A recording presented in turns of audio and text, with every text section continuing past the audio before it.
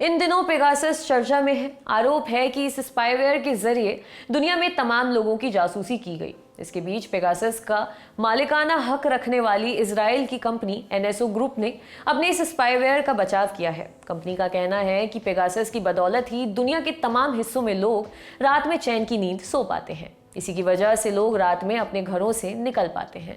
साथ ही कंपनी ने यह भी कहा है कि पेगासस के क्लाइंट्स के जरिए जो डेटा इकट्ठा होता है उसका एक्सेस कंपनी के पास नहीं होता।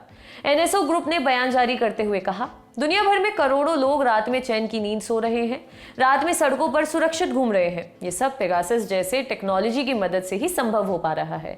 ये टेक्नोलॉजी दुनिया की इंटेलिजेंस एजेंसी और कानूनी एजेंसियों को अपराध, आतंकवाद और तमाम चोरी छिपे हो रहे अपराधों को रोकने, लोगों को इससे बचाने में मदद करती है। हम लगातार एक सुरक्षित दुनिया बनाने की दिशा में काम कर रहे हैं।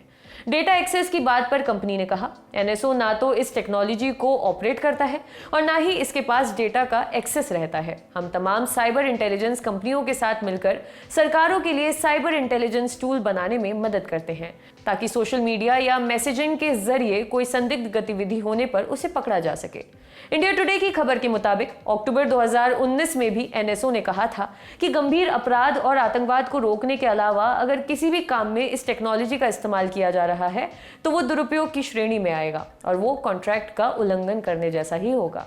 18 जुलाई को दुनिया के 17 अखबारों पोर्टल्स पर एक ऐसी खबर छपी जिसने भारत समेत पूरी दुनिया में बवाल मचा दिया। खबर ये कि इजराइल में सर्विलांस सर्विस से जुड़ा काम करने वाली निजी कंपनी के डेटाबेस में दुनिया के हजारों लोगों के मोबाइल नंबर मिले हैं।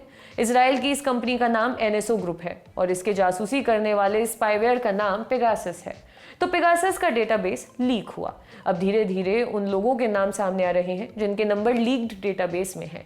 इसी को लेकर भारत समेत दुनिया के कई देशों में हंगामा बरपा हुआ है। इस पूरे मामले को पेगासस प्रोजेक्ट के तहत सामने रखा गया है। इसमें भारत का भी एक न्यूज पोर्टल शामिल है, द वायर।